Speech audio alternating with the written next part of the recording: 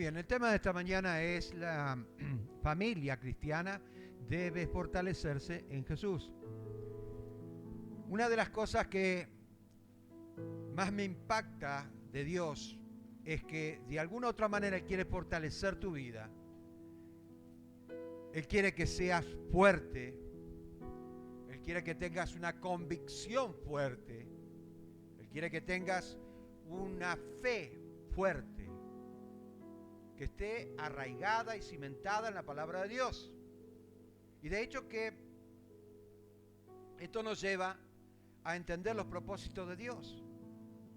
Porque nuestra lucha no es contra sangre ni carne. Nuestra lucha es contra aquel que viene a matar, hurtar y destruir.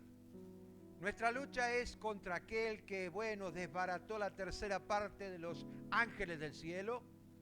Nuestra lucha es contra aquel que no quiere, ¿no es cierto?, que tú avances. Pero Él nos dio autoridad y debemos saber utilizar esa autoridad. Debemos entender que a través de la autoridad de Cristo nosotros tenemos la victoria. Pero no es una victoria arraigada en la voluntad del hombre, sino en la voluntad de Dios. Es por eso que nosotros necesitamos fortalecernos en el poder de su fuerza. Amén. Vayamos a Efesios capítulo 6, versículo 10. Dice: por lo demás, hermanos míos, fortaleceos en el Señor y en el poder de su fuerza. La vida cristiana tiene que estar basada sobre el poder de Jesús. ¿Me escuchó? Por eso que en Antioquía, los hermanos de Antioquía eran tremendos. Si vos empezás a leer, ¿no es cierto?, Hechos de los Apóstoles, capítulo 13, te vas a dar cuenta y empezás a escudriñar en la historia, te vas a dar cuenta que era una iglesia súper avivada, una iglesia llena del Espíritu Santo. Y ahí dijeron: no, los que le siguen a Cristo son pequeños ungidos, también son cristianos. Ahí empezó a decirse o a denominar al grupo que seguía a Cristo cristiano, porque eran pequeños ungidos. Es el diminutivo de Cristo.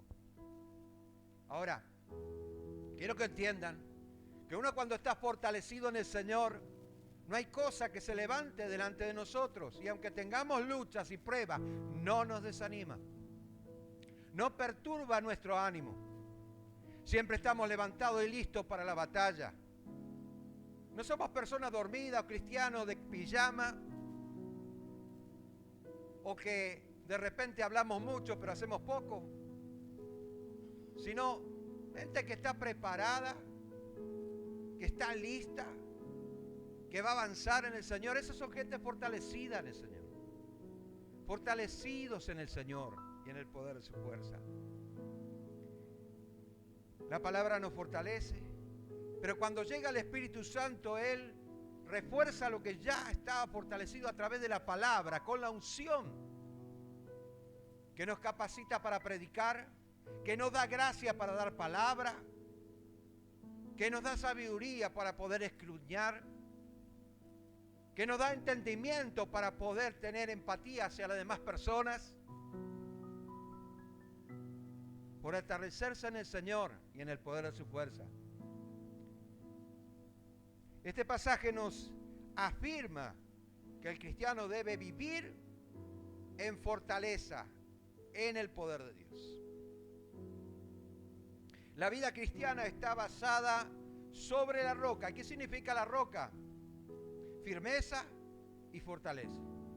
Dos cosas fundamentales para que el enemigo no te tumba en la primera. Firmeza. ¿Sabes dónde estás parado? ¿Sabes dónde tu familia está parada? Y la fortaleza viene como resultado de saber dónde uno está parado.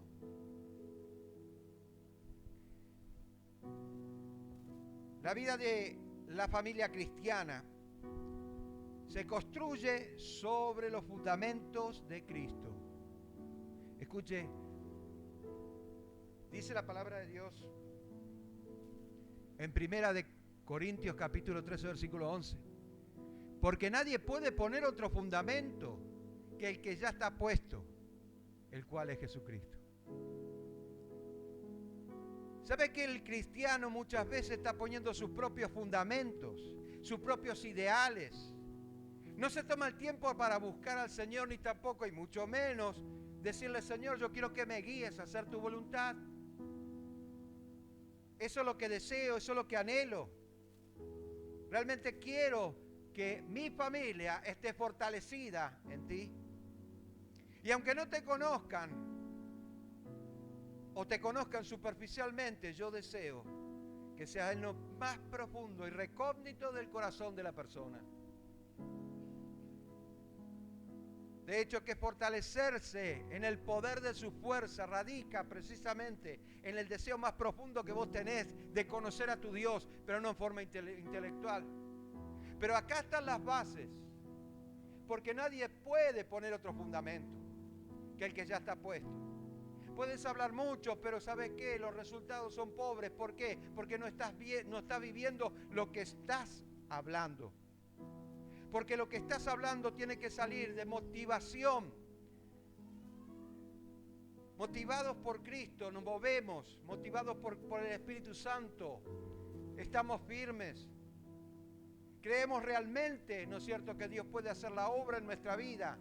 Y a veces queremos solucionar los problemas a los demás y nosotros tenemos más problemas que la persona que queremos solucionarle el problema. ¿Se da cuenta? ¿Cómo cayó el cristiano en la religiosidad de querer hacer algo o de querer destacarse en algo, cuando en realidad lo único que tenemos que hacer es destacarnos delante de la presencia de Dios? Porque aquel que se cree más es menos allá en los cielos, pero aquel que es el más pequeñito es el más grande allá en los cielos. La actitud de querer hacer las cosas conforme a la voluntad de Dios, no conforme a mi voluntad, porque nadie puede poner otro fundamento que el que ya está puesto.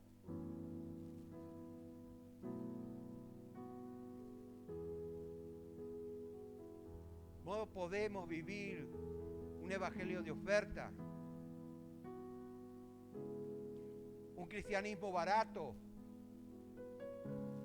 La idea de Dios es totalmente diferente, totalmente distinta. Radica en lo que nosotros somos, cómo nos identificamos con el Señor, qué identidad yo tengo. Si mi identidad no abarca nada más que lo que nosotros vivimos, es lo que nosotros, es en el círculo que nos movemos. Pero si mi identidad va más allá de las cosas que inclusive yo estoy conociendo, porque sí sé que mi Señor es el dueño absoluto de todo el universo, entonces nos vas a tener límites. Los fundamentos tienen que estar puestos en Cristo. La familia tiene que vivir una vida cristocéntrica. Tiene que vivir una vida cristocéntrica. Cristo tiene que ser el eje de nuestra familia y nuestra familia tiene que girar sobre ese eje. No puede salirse de otro eje. Acá está. Nadie puede poner otro fundamento. Nadie puede poner otro fundamento. A Dios no le interesan las ideas que vos tengas. Podés tener muy buenas ideas para avanzar, para crecer en el cristianismo, para animar a las demás personas, para ser un motivador, para hacer lo que vos quieras. Pero a Dios no le interesa eso. No le interesa. Lo que le interesa a Dios es que te fortalezcas en el poder de la fuerza del Señor. Porque ahí radica la fuente. Ahí empezamos a experimentar las cosas espirituales. El avivamiento empieza cuando nosotros empezamos a dejar que el Espíritu Santo esté obrando en nuestra vida y no de otra manera. No podemos poner otro fundamento. No podemos poner nuestros ideales. No podemos poner nuestra manera de pensar. Nosotros nos tenemos que rendir a la voluntad de Dios. Nosotros tenemos que empezar a obedecer la palabra del Señor. Nosotros tenemos que empezar a practicar la palabra de Dios. De lo contrario, estaríamos poniendo otro fundamento.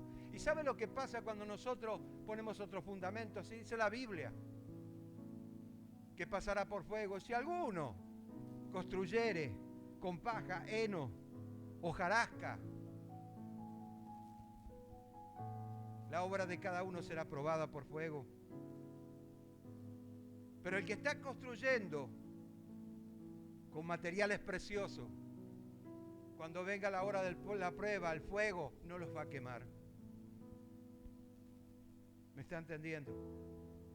Pero aquellos que construyeron con paja, se va a venir el mundo abajo. Se va a quemar todo lo que con sacrificio a lo mejor hizo, pero fuera de la voluntad de Dios. Escuche, fortalecerse en el Señor y en el poder de su fuerza. Fortalecer nuestra familia, no nuestro ego. Podés capacitarte y hacer, ¿no es cierto?, las cosas mucho mejor de lo que lo estás haciendo. Pero cuando nosotros le damos participación al Espíritu Santo, el Espíritu Santo usa esa capacidad que nosotros estamos desarrollando. Y la usa amplificándola, dándole una nota totalmente diferente y completamente grande. Así obra el Espíritu Santo. Y no de otra manera. Allá ellos lo que piensan que podemos manipular al Espíritu Santo. Allá ellos lo que piensan, ¿no es cierto?, que las cosas van a ser a su manera. Y no es así. Hay cristianos que hace años que están en el camino del Señor y no avanzan, siguen siendo tan enanos que cuando empezamos, o peor, porque se aburren. ¿Qué van a fortalecer su familia? Quieren solucionar los problemas de los demás, pero no solucionan sus propios problemas. Muchos de los problemas familiares se ocasionan porque no ponen los fundamentos de Cristo. Nada más que eso. El espíritu inmundo los engañó. Y aunque no le guste lo que realmente estoy predicando, a mí me importa muy poco. Porque yo no vine para darle el gusto o para caerte bien, sino para predicar la verdad. En Isaías, capítulo 43, versículo 7, todos los llamados de mi nombre, para gloria mía, los he creado conforme y los hice. Los formé y los hice. Qué tremendo que dice lo que dice la palabra. Porque una persona llena de la gloria del Señor no puede pensar en otra cosa. Porque una persona llena de la gloria de Dios no puede hacer su propia voluntad, siempre da participación al Señor. Porque cuando hablamos que Él nos creó para manifestar la gloria de Dios acá en la tierra, estamos mirándonos como un instrumento de Dios. Y un instrumento de Dios no puede andar en sus obras. Un instrumento de Dios no puede estar cabilbajo y meditabundo. Un instrumento de Dios tiene que estar afinado, levantado, fortalecido y lleno de su presencia. Es ahí cuando nosotros empezamos a entender de que verdaderamente Dios empieza a obrar en nuestra vida y no antes. Tenemos que fortalecer nuestra familia en el poder de su fuerza. Nuestra responsabilidad es ver, ¿no es cierto?, que el evangelio que nosotros estemos predicando es el evangelio que nosotros estamos viviendo.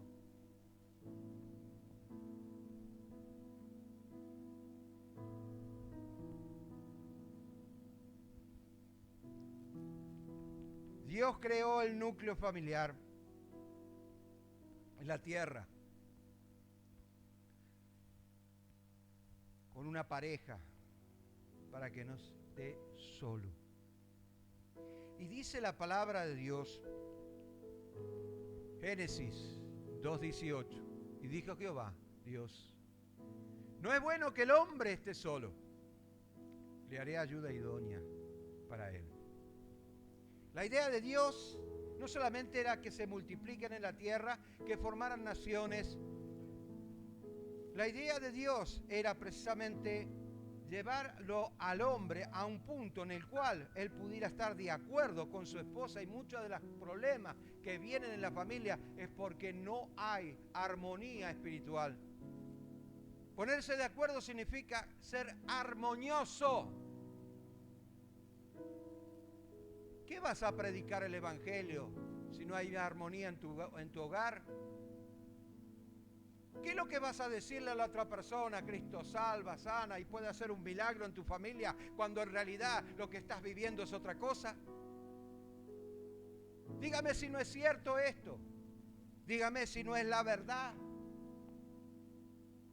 Cuando nosotros empezamos a entender de que esto es un sistema de vida y no va más allá de lo que vos te pensás que es una religión. Dios hizo al hombre, el hombre necesitaba una compañera y le hizo una ayuda idónea. ¿Qué significa? De que juntos llevarían un hogar, de que juntos servirían al Señor junto con su familia, de que juntos, ¿no es cierto?, iban a estar en armonía en este mundo. La idea de Dios es formar una familia gigantesca. Y eso se vio truncado por el pecado, por la avaricia, por querer ser más, por el ego.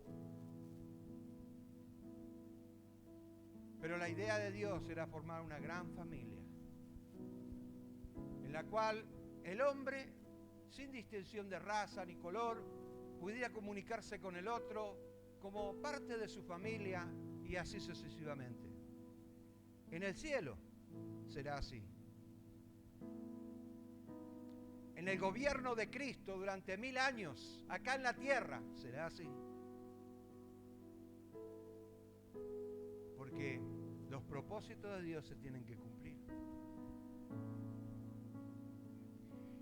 La familia cristiana tiene que desarrollar amor, unidad y alcanzar los objetivos de Dios. Dice, por tanto, guárdate y guarda tu alma con diligencia, para que no te olvides de las cosas que tus ojos han visto, ni se aparte de tu corazón todos los días de tu vida. Antes bien, las enseñarás a tus hijos y a los hijos de tus hijos. Qué tremendo. Pero acá hay algo muy importante.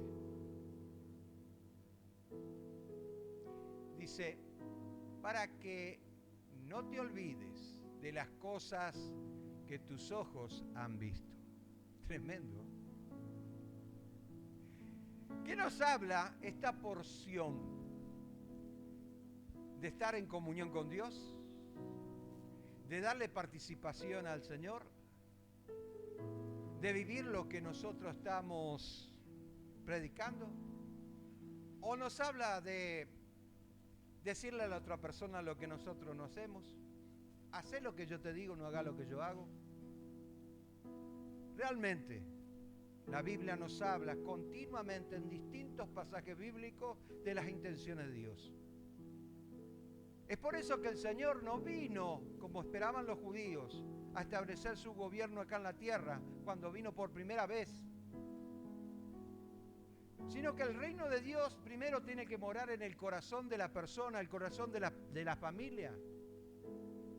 El reino de Dios espiritual tiene que estar establecido acá en el corazón. ¿Qué es lo que vamos a manifestar si nosotros no estamos viviendo lo que realmente queremos manifestar? De hecho que nos ponemos a pensar, ¿no es cierto?, que si se establece acá en nuestro corazón, el régimen lo va a poner el Señor. Nosotros vamos a dejar que Él gobierne nuestras vidas. ¿Y por qué tuvo que hacer eso y no estableció directamente el reino físico acá en la tierra como los judíos piensan?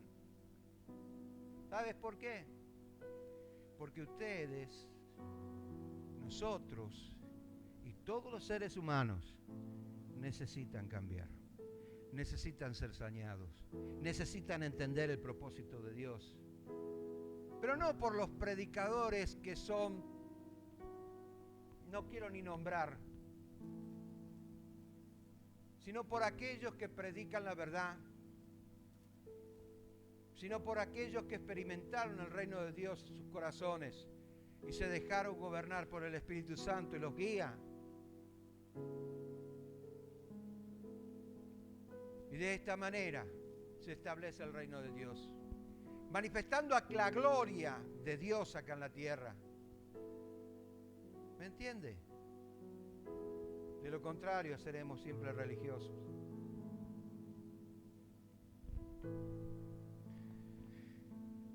Tomando como base esto, que nadie puede agradar a Dios descuidando a su familia.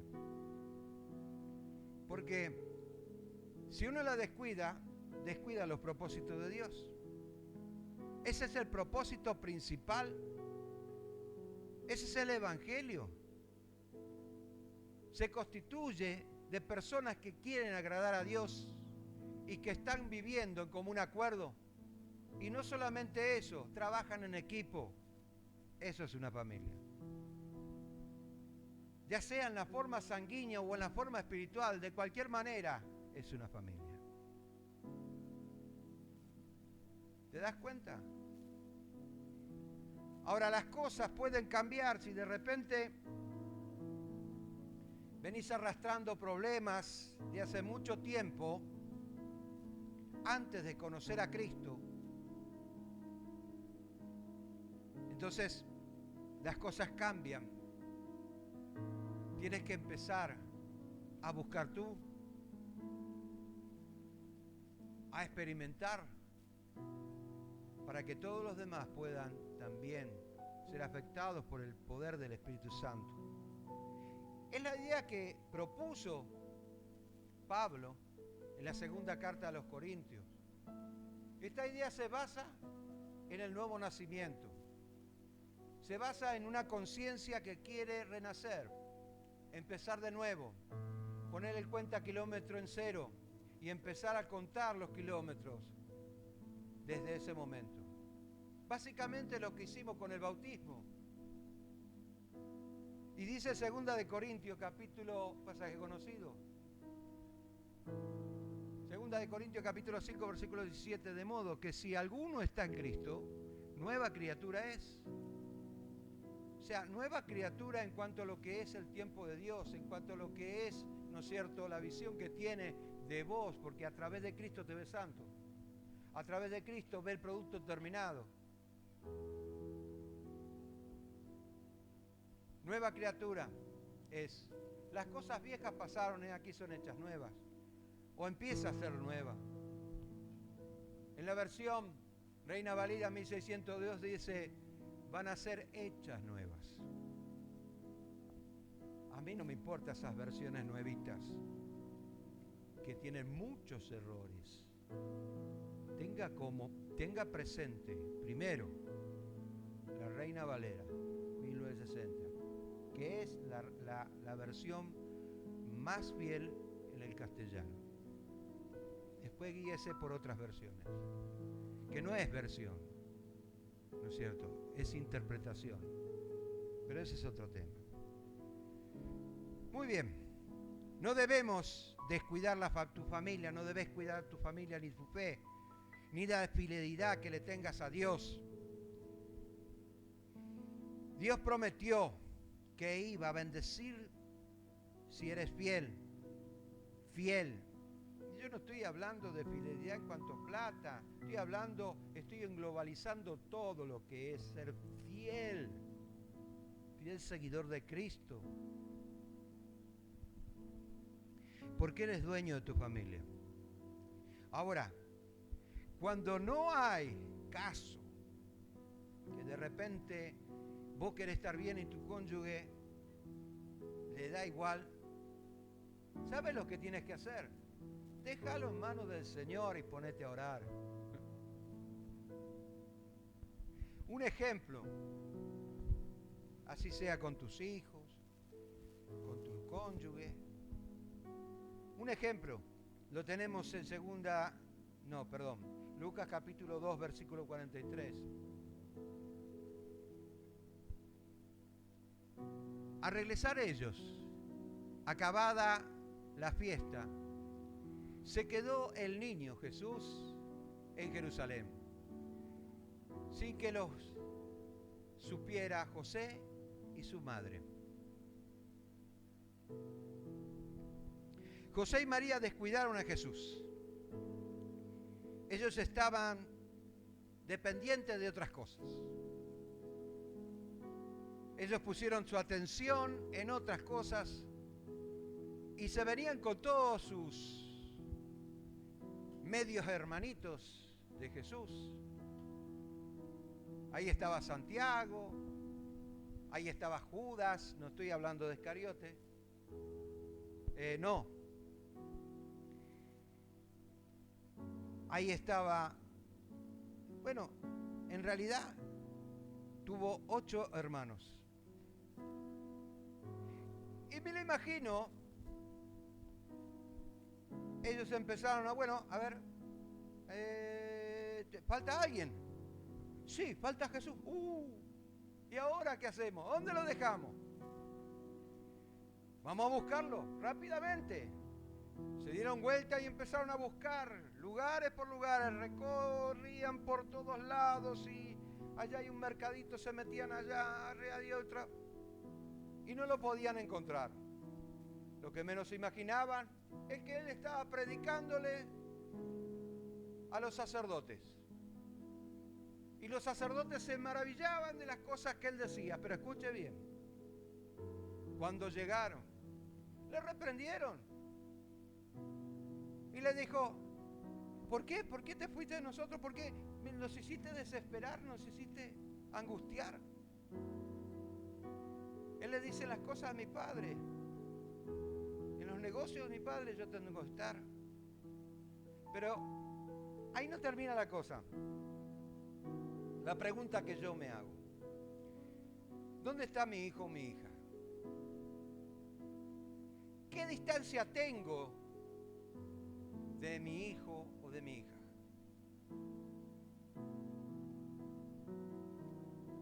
Porque puedo estar físicamente cerca, pero muy lejos de los sentimientos que ellos tienen. Puedo estar cerca, pero totalmente estoy en otro lado, con otras cuestiones, y no puedo atender las cuestiones de mis hijos. Es así cuando nosotros empezamos a experimentar que nuestro hijo, cuando va desarrollándose como persona, ¿no es cierto?, lleva otra orientación, y porque de repente no tuvo el consejo del padre o de la madre y tiene otra tendencia. Y cuando queremos solucionar las cosas, las hacemos mal y pretendemos que nuestros hijos cambien, cuando en realidad esto es como una gran bola de nieve que empezó muy chiquitito allá arriba, pero que terminó bien grande cuando llegó abajo. ¿Me estás entendiendo? Tu padre, madre, aconseja a tus hijos. No los apapache tanto. Enséñale. Aconséjale. ¿Qué es lo que verdaderamente quiere el Señor? El problema de la distancia genera situaciones que después no podemos resolver. No lo podemos resolver. Nuestros hijos tienen que ser evangelizados. ¿Querés solucionar los problemas de los demás? ¿Y tus hijos? Tienen que ser evangelizados. Tienen que conocer al Señor. Cuando hablamos de valores, porque estos son valores, ¿de qué estamos hablando? 4 puntos importantes, básicos, a usar la ley del ejemplo. Cuando nosotros usamos la ley del ejemplo es porque estamos practicando y los demás ven en nosotros, sin decir una palabra, lo que realmente queremos decir, con la ley del ejemplo. Segundo, no ser condescendiente. Yo no quiero que sufra mi hijo porque yo quiero que tenga lo que yo no tuve. No. vos lo estás malcriando. O para que no llore le meto un dibujito ahí y están ahí. No. Yo no digo que está mal, pero tampoco digo que está bien. Aconsejale, hablale, dialogá con ellos. Si tienen un problema, no puedo acudir a mi papá porque no me da bolilla.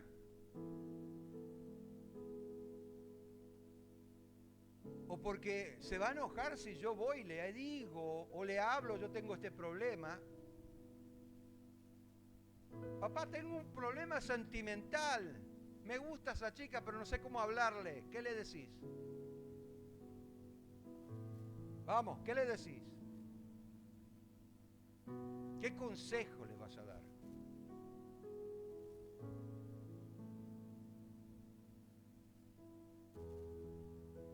Pero para llegar a eso, tenés que ganar el corazón de tu hijo.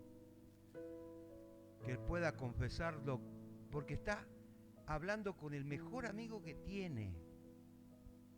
No con aquel que le castiga cada rato. Yo no estoy hablando de que no se tenga que disciplinar. Por supuesto que sí. Pero que sea un amigo en el cual puede confiar, en el cual puede hablar de cosas muy íntimas, porque es mi amigo, mi papá es mi amigo, mi mamá es mi amiga.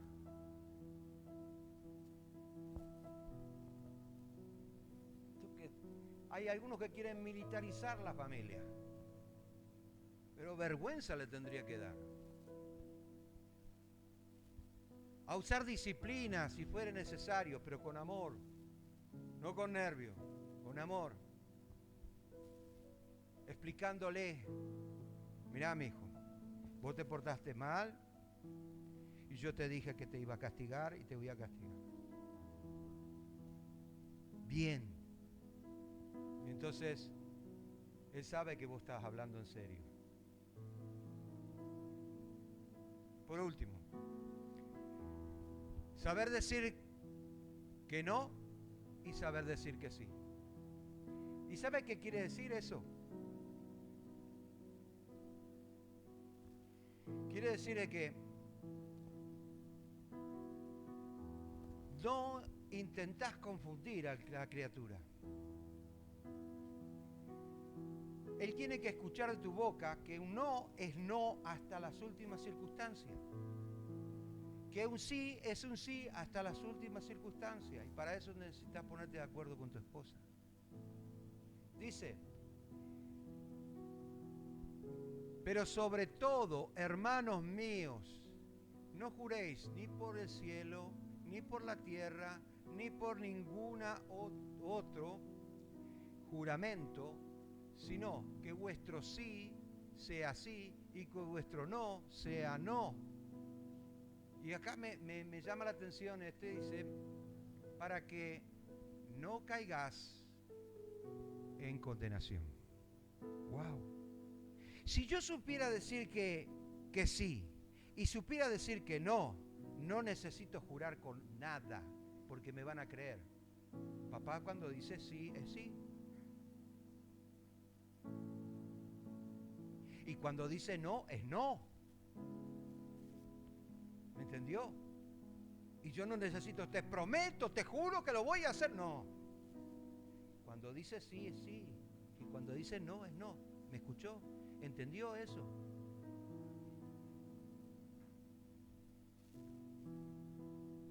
¿Y por qué?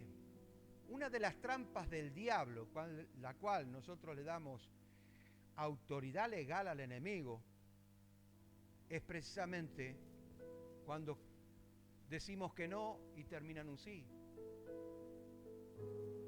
O cuando decimos sí y termina en un no. No solamente confundimos, sino que le estamos abriendo la puerta al enemigo de par en par. Y él va a hacer lo que se le da la gana con tu familia. Y después se pregunta, ¿por qué me pasa esto a mí?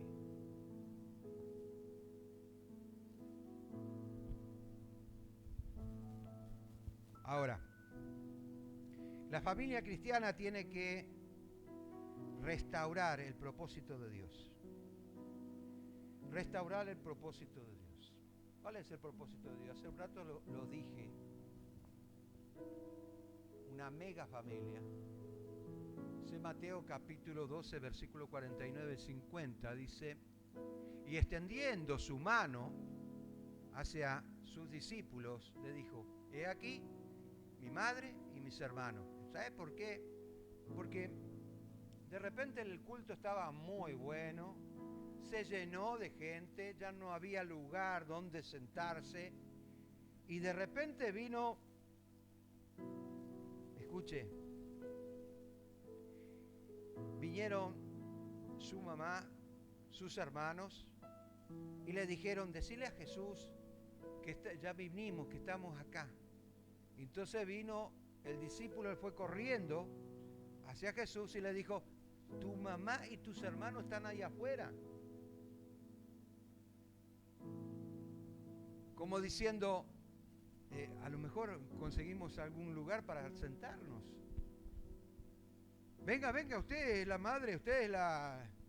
Ustedes, estos son los hermanos, vengan, salí vos de ahí, dejadlos sentar. Y cuando él escuchó eso, dijo, no, estos son mis hermanos y mi madre. Fue duro, ¿no? Versículo 50.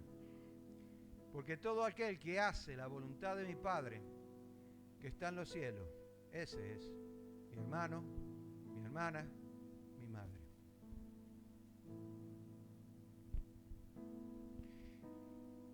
Acá podemos definir el propósito de Dios como la lealtad de la familia puesta en Jesús. Leales al Señor Jesús. Tomando en cuenta, y toma en cuenta esto, por favor, nadie puede agradar a Dios si descuida a su familia.